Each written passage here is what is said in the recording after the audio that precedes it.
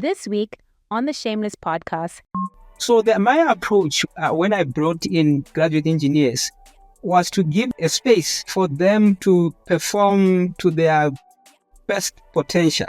And I would say to them, guys, it's a blank check for you, and you need to demonstrate that you can do your very best. So I would create an environment for them to fail safely, and so that when they fail, they know that they failed because they were trying to do something which is good.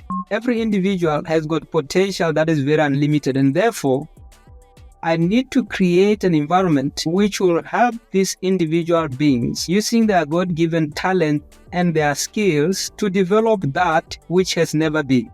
To go into a customer, when you talk about customer-centric leadership, what does that mean to you? You see, the traditional telco business is challenged in terms of decline in revenue growth. So we have to be more efficient in how we do things. The quality of experience has to be uncompromised. Remember, if the customer is happy, you will get more business. And if the customer is unhappy, your business will decline. This requires forward-looking. It requires uncommon leadership, where you make sense where there's no sense. Yeah, I read quite a lot, quite extensively. I attend webinars. For me, whenever I see something that is relevant, I participate and I interact quite a lot with people. I also operate in my life, open door policy. I love people to come into my life and, because I believe that maybe they have something that I don't have. Sometimes I get so worried that I might be too much accommodative. And my weakness, by the way, too much accommodative, and then it clouds my space. You find that my calendar is full because I'm trying to bring in people.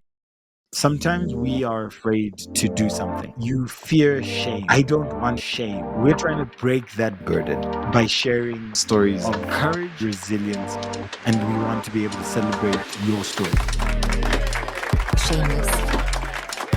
Good day, wonderful people, and welcome to today's episode. My name is Zikamai Gangaidzo, and I am the host of the Shameless podcast. Today we are joined by none other than Aldrin Sivako. Aldrin, welcome to Shameless. Thank you, Zika. And Aldrin, you are currently the COO of Botswana Telecommunications Corporation. Is that correct? That's correct, yes. Okay, so I've got a question for you. What excites you about the telecommunications space that is probably quite different compared to some other industries? Yeah. Thanks, Zika. Telecommunication is quite one of those industries that is very exciting for me, at least, because of the rapid changes that have been going on. I am more inclined to where there's new challenges, new changes, especially changes that are, very impactful, and you can see the value and the impact of that change. So that's really what excites me in this space of telecommunication. And from the time when I went to school, started working, I've been seeing a lot of changes in this industry. And it is never boring at any given. And so what I'm going to do, Aldrin, is that I'm going to actually just provide everybody a little bit of a bio of you or about you. And then we will then break that further about how you got into the telco space, some of the things that you learned in terms of being a leader from an early stage when you look back. And then we'll go into sort of the future. What does that look like from a transforming and making an impact? Without any further ado, Aldrin is a transformational leader with over 20 years in the telecommunications space and more than a decade in executive roles. He is absolutely passionate about driving innovation and enabling businesses to thrive in an ever-changing digital landscape. Your current role as the CEO of BTC, you have spearheaded organizational digital transformation strategy, introducing groundbreaking innovation such as zero-touch automation systems, which have reduced customer installation times from 1 day down to as little as 30 minutes. By embedding a culture of innovation and continuous improvement, Aldrin has helped position BTC as a key player in Botswana's telecommunications sector. I mean, you are creating a space where collaboration, inclusiveness that allow teams to feel empowered and to be innovative in order to drive and deliver results. One of the things that you've highlighted is that you love focusing on customer first strategies, leveraging cutting edge technologies and committing to driving sustainable growth, and in order to be able to position BTC as a digital first leader. Your proven track record, of which I want to get into a level of details, of operational excellence, strategic stakeholder engagement, and forward looking vision, has made you ready now more than ever to take on challenges of CEO leadership, transforming organizations and inspiring teams to deliver results to all stakeholders involved. Aldrin, thank you so much for taking your time, and we are honored to be here with you. So, the first question that I have to ask, why do you want to be a CEO? Yeah, Zika, thanks very much for that question. You see, having been an executive, technical executive for that matter, which is the highest level within the technical arm of an organization, I've seen it all in terms of what does it mean to grow a company from a concept, from an idea to a fully fledged organization. So I'm confident that now I'm more than ready to take more responsibility of spearheading, transformation, spearheading an organization to lead it, to create more value for the shareholders. Sometimes when you are a follower, there are certain things that you are not able to influence. And strategically, because I understand quite a lot of things, within the telco space, there are certain things that I sometimes say, you know what, if I was in this position, this is how I'm going to move levers. And I'm confident that moving those levers will create more value than it is currently. So I'm at that level where I feel that, you know what, I think I need to fly now. I need to fly. It's like my wings are tied. So I need to fly. And fly, I need to be given that higher responsibility. And then I think I can do much, much better. Yeah. And so I love the fact that you are courageous of your ambition, right? You are like, I need to do this. I am capable of doing this. And you are standing up and being in that position even before you've been sort of given that role. So, and I think that is absolutely admirable. But my next follow-up question is, have you always been this ambitious? Have you always known that you wanted to be in the telco space? You wanted to become a CEO? You wanted to have an impact of such an extent? Or is this something that has been growing and has grown over time? From early ages, when I started, just after graduating from my telecommunication Bachelor of Engineering program, I was quite ambitious. Actually, my engagement at day one was more strategic discussions with executives and senior leadership. And I remember, I was having discussions with one executive, and I think somehow it impressed them to an extent that one day when the CEO of the company then, actually it was BTC, decided to come up with an idea that he wanted to commercialize, I was part of the small team that was called to conceptualize this idea until we developed this idea into a business that currently is now embedded in the organization. So I've always been very, very ambitious. I push beyond limits, and I like challenge. I love challenge. Would you say then, if I was to then take it further back before graduating, your upbringing, would you say that there were things within your upbringing that either sparked that curiosity for ambition or encouraged ambition or necessitated you needed to become ambitious?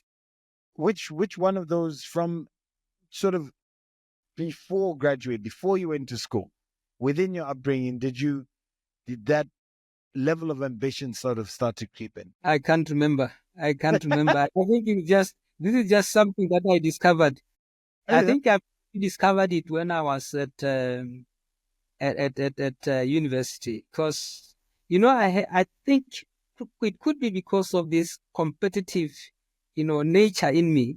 I Yeah. don't want to be defeated. And maybe going back a bit, probably even at primary school, high school, I had this competitive nature in me. And Mhm. I don't want to be defeated. So I suspect that maybe That's where that's the the hunger. that's the element which has been driving me to this day, to an extent that now at the time where I am, I feel like I can do better. In actual Mhm. fact, I have a motto which I think I have put in my status. I think, where I say I want to be my tomorrow to be better than today. Uh-huh. So my concept then now is, instead of competing with people, I compete with myself. My today has to be better than yesterday, Yes. and my tomorrow has to be better than today. And that way, it's only you who you're competing against, and you're Yes, yes, driving yourself as hard as you can possibly do that. But then now, as somebody then who is driven not to face defeat, not to be defeated, can you give me an example of a moment where you were defeated, where you did lose? Because I mean, every journey has its ups yes, and its downs. Would you absolutely. give me one or two examples where you were defeated? And then my follow-up question to that is, and then what? How then did you pick yourself up and become and continue growing? Yeah, yeah. That's a very good question. I'm actually trying to remind myself when I was defeated, because when I fight, I really fight. Okay, another way to ask the question then is a low point in the journey, in your journey, a point where you go, this emotionally has been a heavy toll. It has been a bit of a bruising. You might not have been defeated, but you've got one or two scars to show that you were in a fight. Yes, yes. No, definitely. I think I remember when I was in the UK as a student, there's this element which we sometimes shy away from, when you are studying with white people, there's this people thinking that you probably are less intelligent than and you can even see, even in the lecture room, some of the lecturers would mark you twice than they would mark the other guy who is of color. So now it so happened that I could see that I think I'm being treated unfairly here. I've thought I've done all my best, but it looks like, I won't win this battle. So I felt like I'm defeated. However, I then determined in my heart that, what?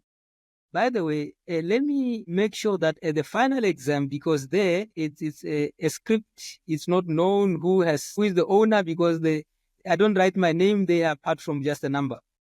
So I did extremely well. I even felt that, what, I think I've outdone myself.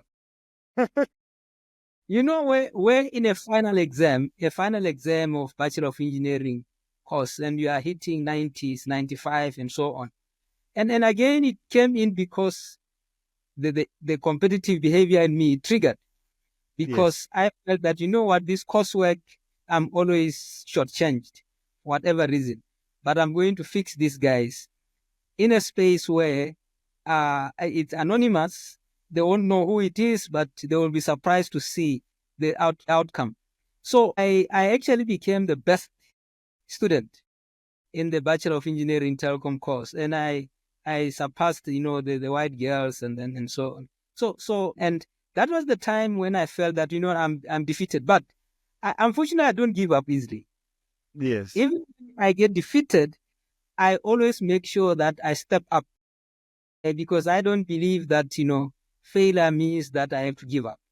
I always believe that failure is just a stepping stone for me to become a better person, to do things differently. Yeah. And then when you then look at failure being a stepping stone, to do things differently. And you said that you love challenges, you love this ever-changing space, this rapid changing world. How do you then keep in tune with all these changes and not become irrelevant? How do you stay fresh, stay on track, stay with the times? Because everything is changing so quickly. Yeah. Yeah. What do you do? What are your tricks, tips that keep you at least mentally, at least on the ball? Yeah. I read quite a lot, quite extensively. I attend webinars. For me, whenever I see something that is relevant, I participate and I interact quite a lot with people. I always make sure that I have something to learn. So I think that has really given me a lot of exposure. I mean, even when I compare myself with my peers, there are times when I see that I'm miles ahead of everybody else.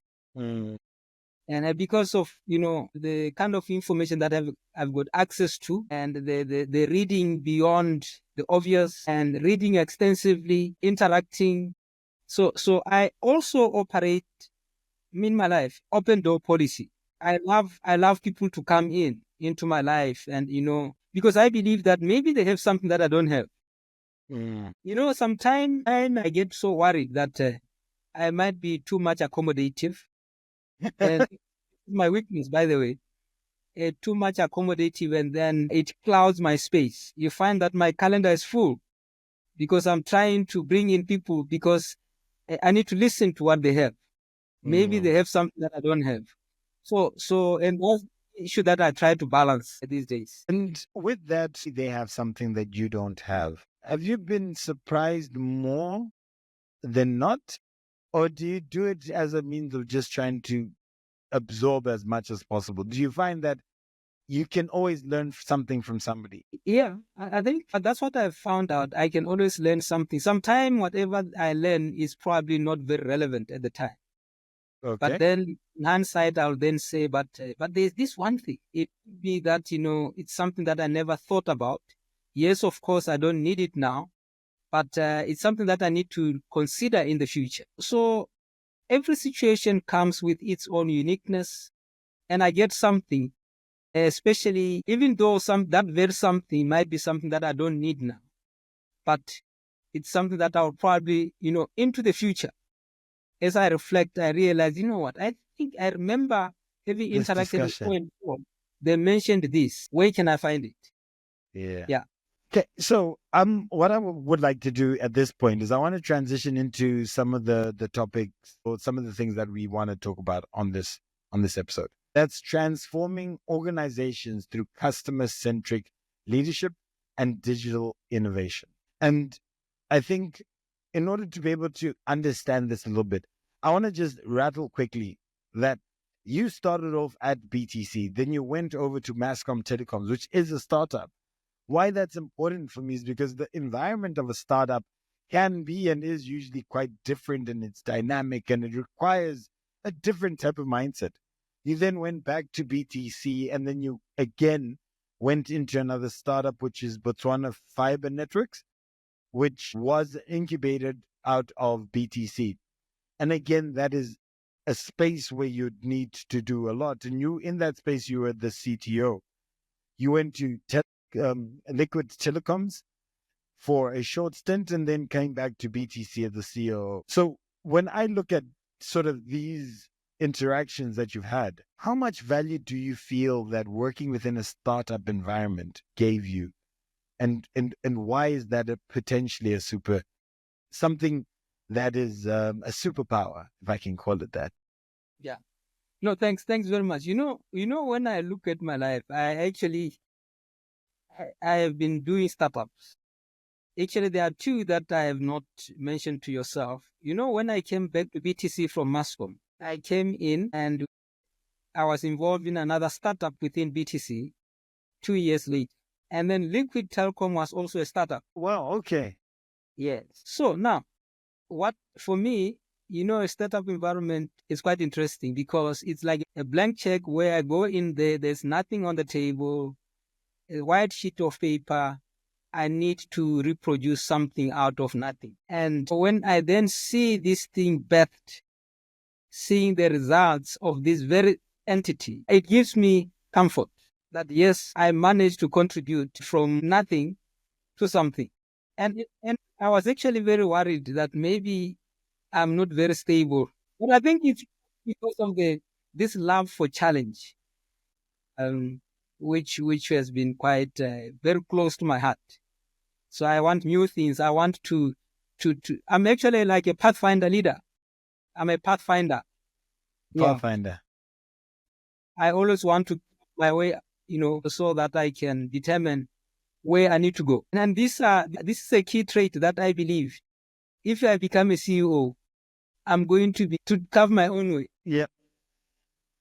And then if you were to then say some of the things that you learned, some of the biggest things that you learned and actually experienced within that startup environment that have helped you and the way that you think, what would those two things be? Yeah, the first one is really, as an engineering guy with an engineering background, I needed the commercial acumen, very strong commercial acumen. So as part of the startup, process of birthing something from nothing to a full operation, I was very much closely embedded in the process of developing like business cases that we could drive and realize growth that was trackable. So that's one thing that I learned. I think without having gone through these startup processes, I would not have benefited for this business acumen to the level that I've benefited now. And I think I take pride of that because it has really helped me. And that's why I think where I am, I'm quite comfortable with analyzing a business case. I'm quite comfortable with tracking, business performance. I'm quite comfortable with knowing if the business is moving the right direction. And I think, you see, with me, because I have got so much broad knowledge of telco, I also understand business models, even business models that are more futuristic. I'm able to pin things together and determine what must work and what should work. And more often than not, some people they would struggle to understand that, but 2 years down the line, they realize what I spoke about was actually I was on point. And that's because of your ability to look at the business in a holistic way. Holistic way. And then how about the portion of building a team? What does that look like to you? Diversity within the team. Do you have any examples of where you built the team and a part of that you've seen the benefit of having a diverse team? Yes, absolutely. Absolutely. The first time when I did that was when we were setting up the mobile arm of BTC, the startup that I spoke about after I came back from Moscow. Because I was actually project managing the program. And I had to set up a team which was very diverse. Now, remember, in a startup, you actually have to think 360. You have to think commercial. You have to think networks. You have to think billing environment. You have to think all other aspects of more like, it's like you are starting a business. So I managed to lead this multifunctional, multidisciplinary team to a successful rollout deployment of the network. And when I went to Bofinet, startup again, I had to set up a team from nothing. I recruited the guys who could, help me build this network. So because I understand, I have this bird's eye view of how things really connect. So I am able to pick the right people, fit them together, galvanize them so that they are focused, they understand their mandate to deliver. And with Bofinet in particular, I was quite impressed because one of the things that I had to do was to bring in fresh graduates. And I was quite impressed when I saw these fresh graduates from school performing even better than engineers who have been working for 4 years. Wow.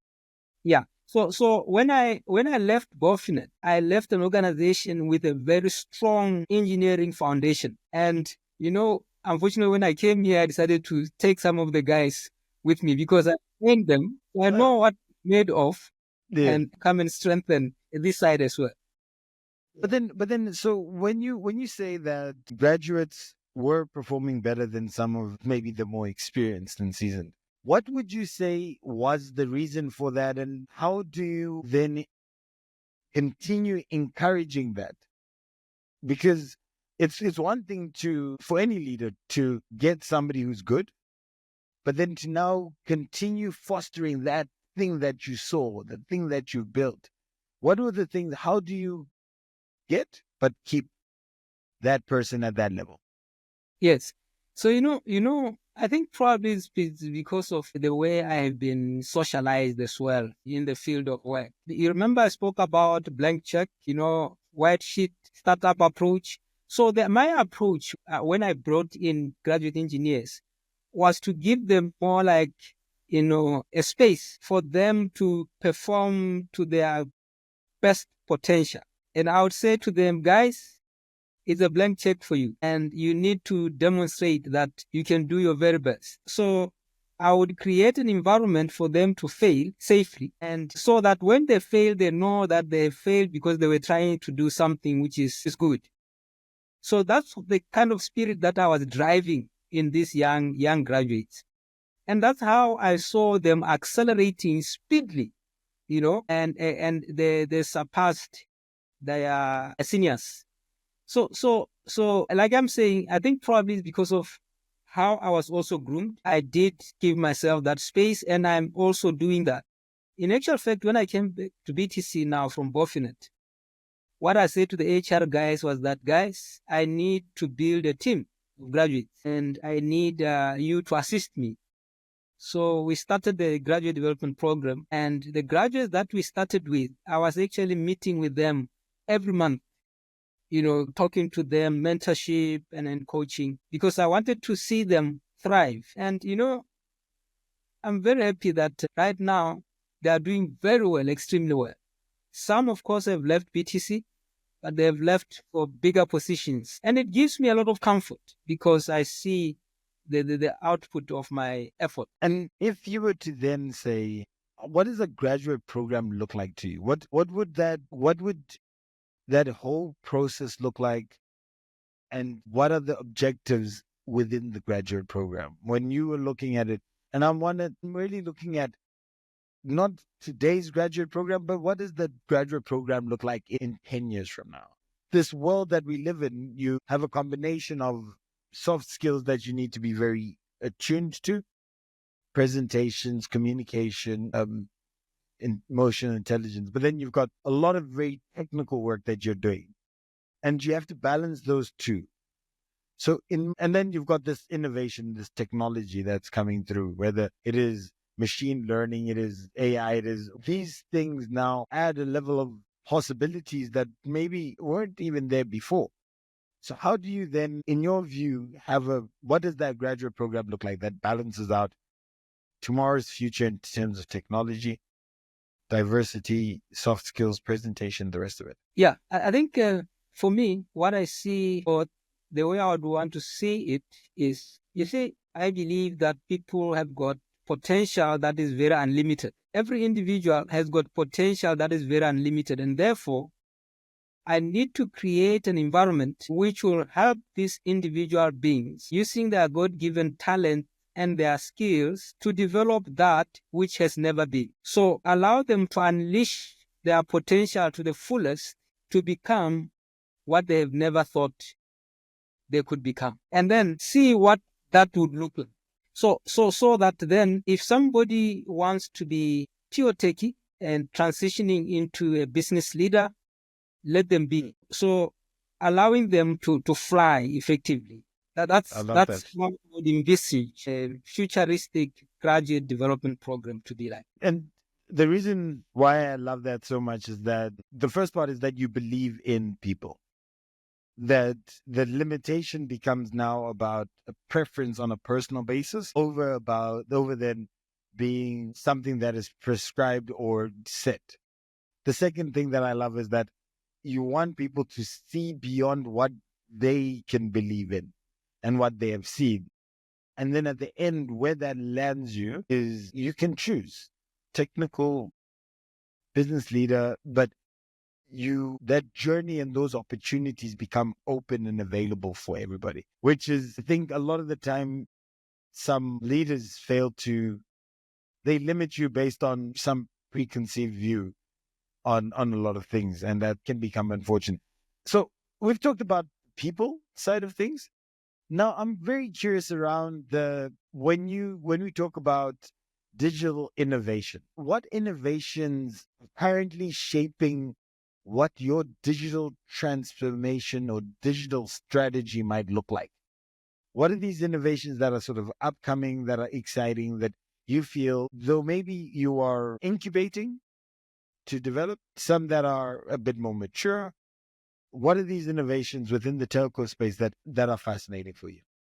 I think one of them is the one that we just released, the zero touch that I love talking about. And this was done in-house by some innovators, so young graduates again, who I said to them, guys, that's an empty sheet there for you. Look at the business, where the challenges are, help the business. And then they developed this solution. We call it zero touch because minimal interventions by people. So it's all touch and go. And the system then triggers configurations for all the devices, all the network elements, they get configured automatically within a very short time. You can actually have an artisan kind of person to just go and install, which is more physical. Aldrin, I'm going to need you to, so zero touch, if I don't know anything about telcos, I don't know anything about Botswana, I want to know, what is this? I mean, what am I not touching? I mean, is it to install fiber? I have no clue.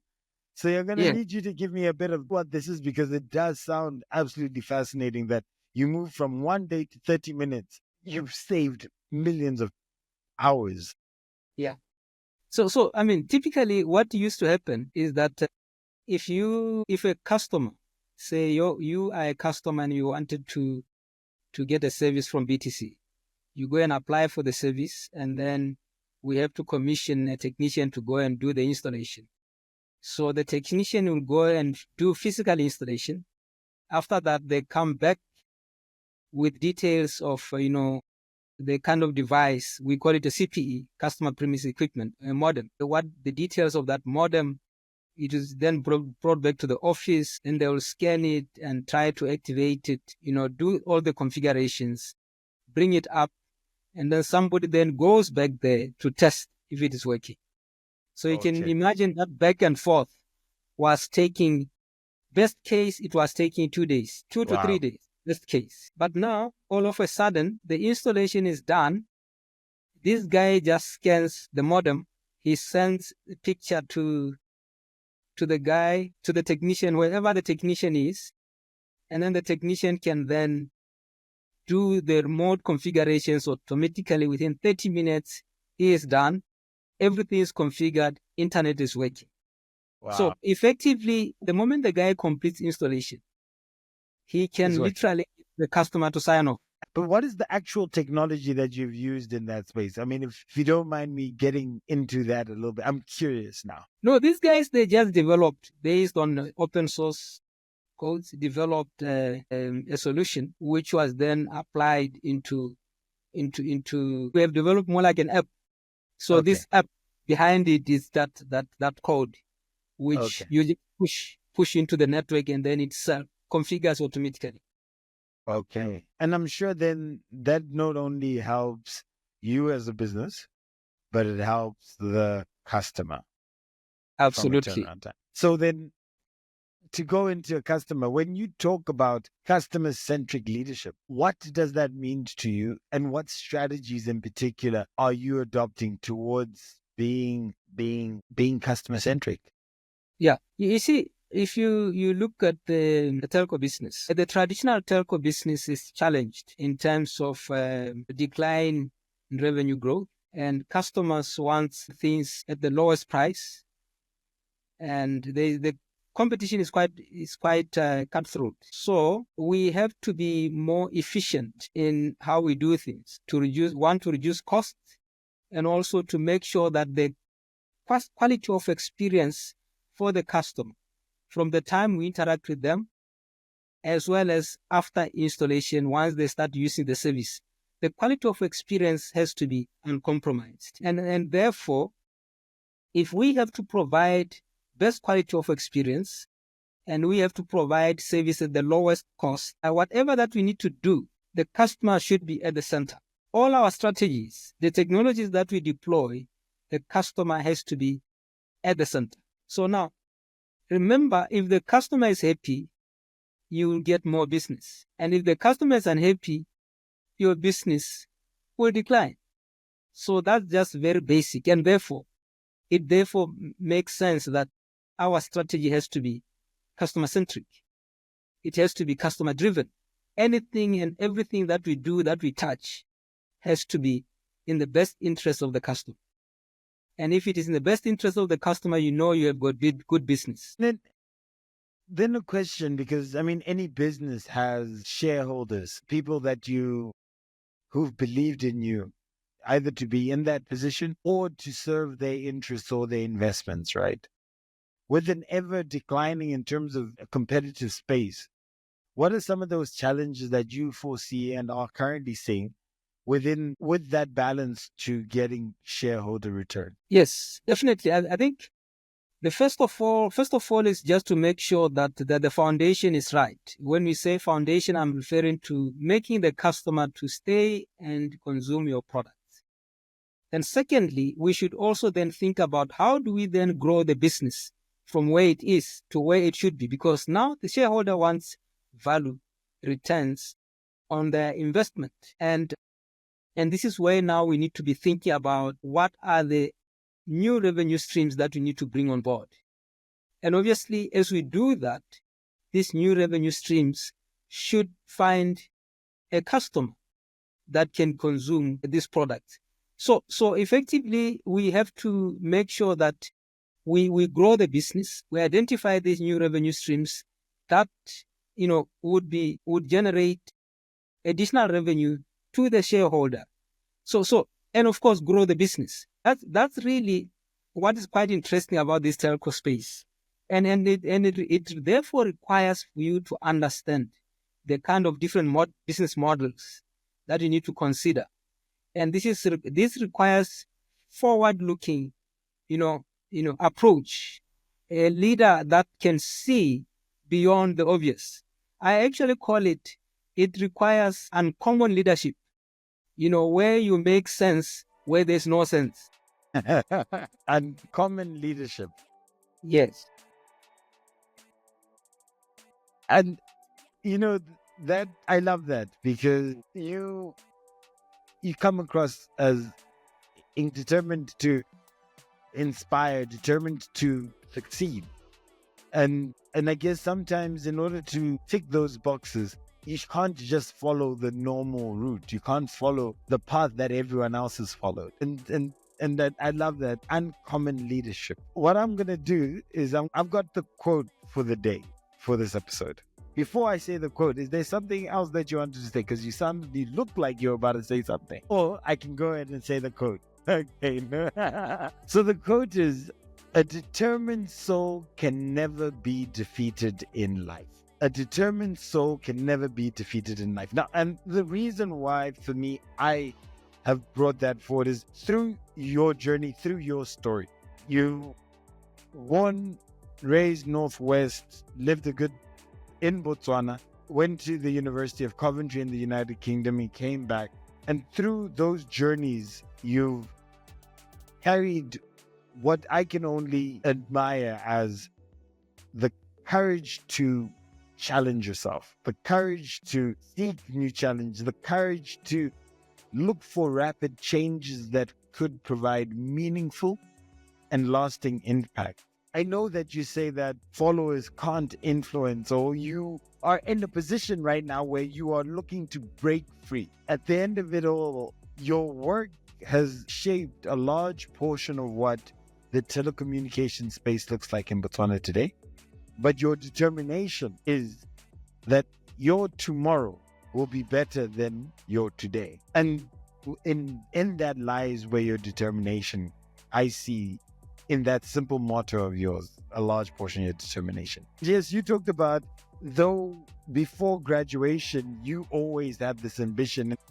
And really, when you said you don't like to be defeated, and that for me was really the part where I see that in determination, I see that ambition, I see that hunger, that you are going to make sure that you succeed over and beyond. And there was a portion in your story where you talked about unjust, where you felt that you weren't being treated fairly. And rather than just sitting there and letting that defeat you, it was about serving justice on a plate by over delivering, over succeeding, showing that you are more than just a simple individual who will lie down at the first hurdle. And quite frankly, that failure being a stepping stone, or those adversities being a stepping stone towards where you need to be, I guess is the reason why you read extensively, you participate, you open yourself up to a lot of exposures. You've got that open door policy. And what I love most is maybe they know something that you do not have. That speaks a level of humility that exists, the level of openness that also exists. And within that, you are able to then accommodate a lot more. Even though it might become a weakness, you absorb more, you learn more, you are more. And a lot of that then sits with how you view the world, what you see, your mindset. That mindset is about making something out of nothing. And that's the same mindset that you've taken in your startups. You've really nurtured as part of your identity. How do you make something out of nothing? How do you make this something that you have into better something else? And you've taken your broad knowledge and broad experiences of business acumen, tracking how a business operates across multiple different sectors and different disciplines. And you then say, we will build all of this and make it a lot more than what it is currently. But to do that, you need to have, number one, the love to contribute, the openness to listen, and the determination to be a pathfinder. So when I look at some of the work that you did and the fact that you've taken graduates, you've given them the space, you've given them the room, you've given them the comfort of knowing that they can fail in a safe environment and they can demonstrate and participate. That speaks volumes of the person that you are, the way that you look at the business, the way that you look at the future. Because not only do you impart into future generations, but you're also looking to get the most out of those future generations right now. I have taken from this discussion 3 wonderful things. People have unlimited potential. You can develop beyond what you have seen or what you can imagine. And that development journey is going to be driven by yourself to the direction that you want to get to, whether that is technical or business. And at the end, I think those 3 things are applicable to anybody in any industry who wants to become something more. And hopefully you're competing against yourself, such as just what you've put forward. And there's nothing more inspiring than to hear the idea that there's zero touch, that you evidently have a lot of pride in as a solution, was derived from the same philosophy, the same mindset, the same process whereby you get graduates, you get engineers, you allow for them to contribute, to think of a solution. And in the end, you took a 1 to 3 day process and you then took it into a 30-minute fully autonomous process where nobody has to touch anything. Truly an uncommon leader, transformation leader. These are the stories that we are looking for. And you've shared with us a lot of really interesting insights in your journey that you said you've not arrived, but a lot of people will be taking a lot of envy from what you've already done. I, for one, have really enjoyed the conversation. I've really taken out a lot of different things, and though we could have talked a lot longer, I really appreciate the time and I really appreciate you taking this opportunity to impart some of the things as you go on your journey, learning from others, but more so impacting a wider audience. Really appreciate you taking today and the time. Thanks, Zika. I envy you. You are a good listener. Wish I was able to summarize like yourself. No, I think, the things that you've said that really stand out as we were talking, you make it easy because it is so clear that there are elements that shaped how you view the work that you do and how you actually get to that end goal. And so thank you for the compliment. You make it easy by actually having the stories that you've put forward. This podcast is brought to you by Transformation Leader. You can follow us at www.t4leader.com.